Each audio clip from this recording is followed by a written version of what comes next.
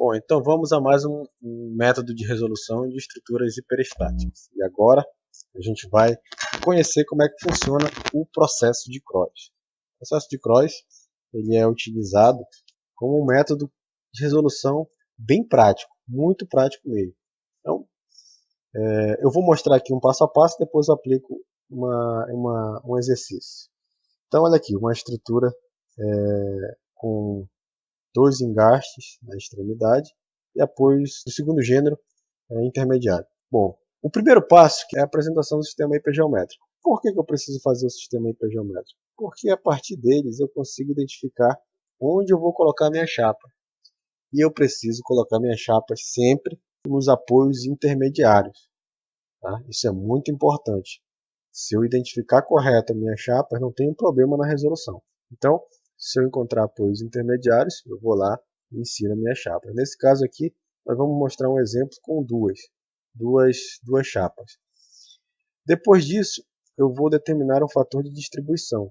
E para determinar o fator de distribuição, eu vou usar o conceito que vocês já conhecem, que é coeficiente de rigidez. O que eu vou fazer? Eu vou pegar o ponto 1 e vou aplicar uma rotação unitária e determinar o coeficiente de rigidez gerado dessa rotação unitária do ponto 1 do lado esquerdo e do lado direito.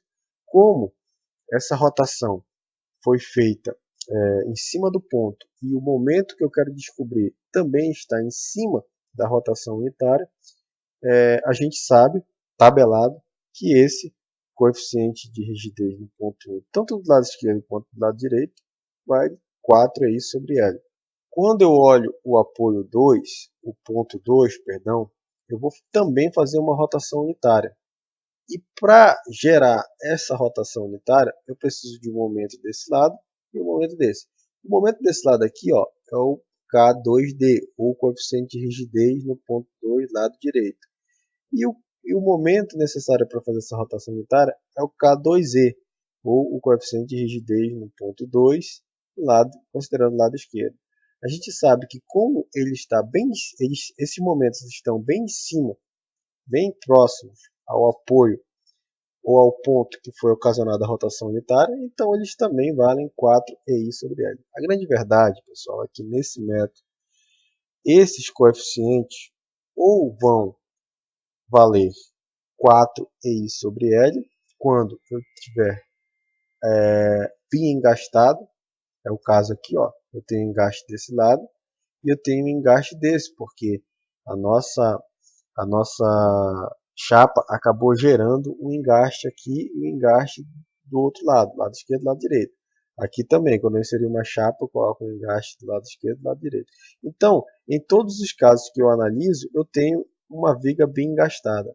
Então, a gente sabe que para bi-engastamento, o momento que fica em cima da rotação unitária vale 4EI sobre L. Se eu tivesse, porventura, um apoio do segundo gênero aqui, esse K2D seria, então, 3EI sobre L. Então, eu vou ter apenas, neste caso, no caso do processo de Crois, duas condições. Ou 4EI sobre L, ou 3EI sobre L. Nesse caso aqui, só 4EI sobre L. E aí eu posso definir fator de distribuição no ponto 1 do lado esquerdo. Quanto é que vale o fator de distribuição no ponto 1 do lado esquerdo? Ele vale o coeficiente de rigidez no ponto 1 do lado esquerdo, dividido pela soma dos dois coeficientes do ponto 1. É como se fosse quantos por cento, é o cálculo de quantos por cento o coeficiente de rigidez no ponto 1 é em relação à rigidez total em torno do ponto 1. O mesmo fundamento eu vou usar para o fator de distribuição no ponto 1 ainda, do lado direito. Tenho que calcular o fator de distribuição nos dois pontos, os dois lados do ponto. Então, o mesmo fundamento. Coeficiente de rigidez do ponto 1, lado direito, dividido pelo somatório dos coeficientes de rigidez do ponto. E aí, a mesma coisa vai ser feita aqui no ponto 2. Então, de posse desses fatores de distribuição, eu vou montar algo parecido com isso, ó, onde aqui eu insiro o fator de distribuição no ponto 1 do lado esquerdo e o fator de distribuição no ponto 1 do lado direito. É uma tabelinha bem comum no processo de Crois. E vocês vão já entender o porquê. Então aqui eu tenho O fator de distribuição 2 eu insiro aqui, o fator de distribuição 2 do lado direito eu insiro aqui. O terceiro passo é a determinação do momento de engastamento perfeito. E para calcular esse momento de engastamento perfeito, eu tenho que dividir essa viga em 3 no caso aqui. Tá? Eu vou dividir em quantos vãos eu tiver na minha estrutura. Então aqui vão 1, vão 2, vão 3, logo 3 estruturas, 3 subestruturas. Aí a primeira está aqui, ó, primeira em relação à barra 1. Vou chamar essa daqui de barra 1. Eu tenho o beta A0 e o beta A0 olhando na barra 1. Esse beta A0 eu vou inserir aqui, ó, nesse ponto. Então, é muito importante que você entenda essa formulação e como inserir os dados aqui. Esse beta 10B1 eu vou inserir aqui. Olho para a barra 2 e eu pego o beta 10 da barra 2 e insiro aqui. E o beta 20 da barra 2 eu insiro aqui. A gente sabe que esse coeficiente beta aqui já foi explicado. Um exemplo é o beta 20 barra 2. Como que se lê? Ele é o momento de engastamento perfeito no ponto 2, devido ao caso 0, que é o carregamento original, analisando a sua influência na barra 2. E aí isso aqui é tabelado. Por fim, eu pego a terceira barra, calculo beta 20B3 e beta D0. O beta 20B3 eu vou inserir aqui e o beta D0 eu insiro aqui. Com isso, tudo calculado, eu posso partir para o quarto passo. E aí eu prolongo mais a linha aqui, ó, e vou partir para o quarto passo, que é inerente, que é característico do processo de Cross. Distribuição e transmissão dos momentos. Então aqui eu tenho momentos nesse ponto, momento nesse ponto, momento nesse ponto, momento nesse ponto, momento nesse ponto. O que acontece é o seguinte, como eu dividi as barras e analisei os momentos necessários para manter a estabilidade delas dividida, o que acontece? Ao unir-se, eu percebo que há um desequilíbrio. Que, se eu olhar o caso 0, a estrutura original, esse momento tem que ser igual a esse. Só que quando você divide, você acaba desvinculando, e quando você calcula de modo separado, esse beta 10B1 acaba sendo diferente do beta 10B2. Tá? A maioria dos casos ele acaba sendo diferente. E o que você precisa fazer? Buscar o equilíbrio. Quanto mais diferentes eles forem, mais o processo iterativo, que é esse processo de distribuição e transmissão, vai se prolongar. Então vamos lá. Como é que funciona esse processo de distribuição e transmissão? Conforme eu já comentei, ele é um processo iterativo, ou seja, um processo que se repete até um resíduo ou um erro tender a zero. Bom, como é que funciona essa distribuição e transmissão? Olha só, eu calculo esse momento no ponto 1, olhando do lado esquerdo, e o 1zinho aqui de cima diz que eu estou na primeira rodada da iteração. Então vamos lá. Ele funciona da seguinte forma. Assim que eu vou calcular o meu M1 E1. Olha só. Eu vou fazer o somatório de momentos, ou seja, eu vou somar todos esses momentos no ponto 1, que é basicamente somar beta 10B1 e beta 10B2. Eu somo todos eles e troco o sinal. E multiplico, nesse caso aqui, eu multiplico pelo meu fator de distribuição no ponto 1, olhando do lado esquerdo. Esse cara aqui. Aí eu tenho esse valor. Faço a mesma coisa para esse momento aqui, ó. Tá? O 1zinho aqui de cima, volto a lembrar, que é o primeiro lance de iteração. Tá aqui, ó. Mesma coisa. Eu somo todos os momentos aqui no ponto e multiplico pelo meu fator de distribuição. Tá aqui meu fator de distribuição, só que agora é o fator de distribuição no ponto 1 olhando do lado direito. O que isso vai fazer? Ele vai, quando eu somo, ele calcula o erro. Tá aqui. Vou explicar para vocês. Quando eu somo aqui, ó, ele calcula o erro, o desequilíbrio, ele calcula. Quando eu subtraio por menos 1, automaticamente eu crio um momento que é necessário para o equilíbrio, porque eu vou somar aqui com esses dois, e o que vai acontecer? Vai zerar. Só que eu preciso distribuir de modo proporcional para cada lado. Quem vai me dizer qual é essa proporcionalidade? É o próprio fator de distribuição.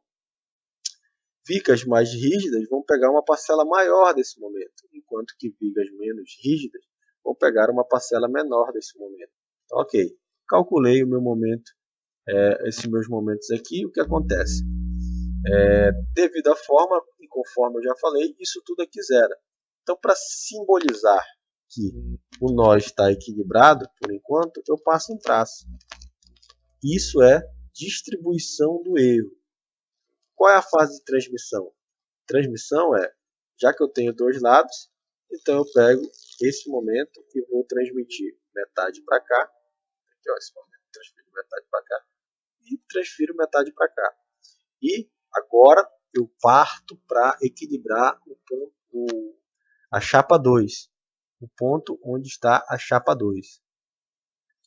Mesma coisa, calculo esse cara aqui, ó, chamado de momento no ponto 2, do lado esquerdo, devido ao primeiro lance de iteração, e ele é calculado da seguinte forma.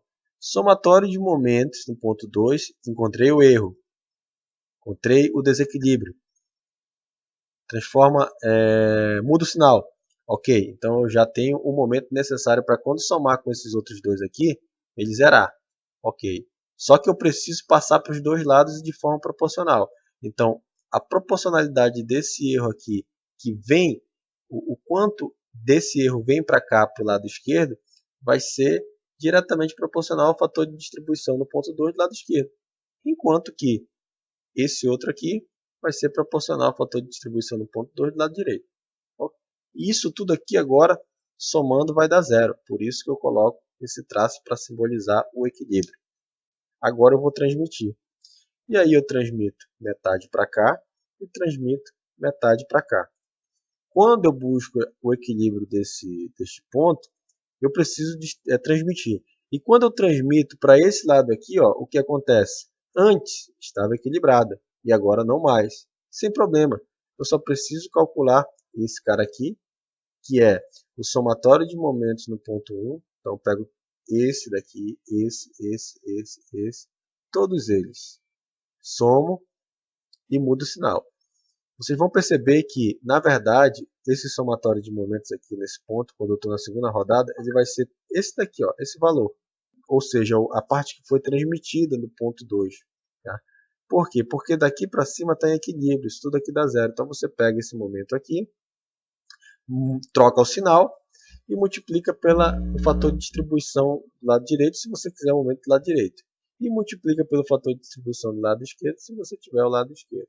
Então, aí você completa um ciclo de iteração. Qual é a característica de fechar um ciclo?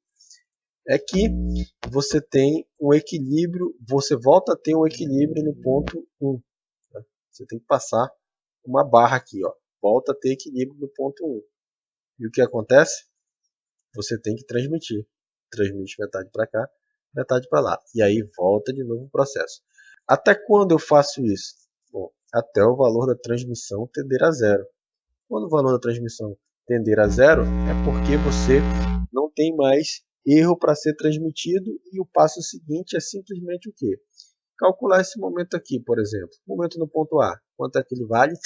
Ele vale simplesmente esse somatório aqui, ó. Então eu vou somar beta 0, esse M1 E1 dividido por 2, M1 E2 dividido por 2, e está aqui, ó, tem momento no ponto A.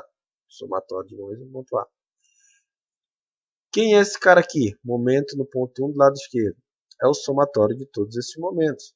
Todos os momentos no ponto 1 do lado esquerdo. Momento no ponto 1 do lado direito. É o somatório de todos esses momentos. Está aqui, ó, somatório de todos os momentos do lado direito. Aí vai esse. O que acontece é que esses dois momentos serão necessariamente iguais. Porque, principalmente se você estiver analisando uma viga. E é lógico, não tiver uma carga do tipo momento aqui. Neste caso aqui que a gente está apresentando, eles deverão ser iguais. E aí eu continuo também calculando aqui, ó, momento no ponto 2 do lado esquerdo, somatório desse momento. Momento no ponto 2 do lado direito, somatório desse momento. Por fim, o MD, que é esse cara aqui, é só fazer o somatório desse momento aqui. Com todos esses momentos calculados, vocês já podem abrir seções em pontos estratégicos e calcular as reações de apoio. Com as reações de apoio, você pode determinar tudo em relação aos esforços internos da viga, inclusive o traçado dos diagramas. Mas vamos aplicar em um exercício na próxima aula. Até mais!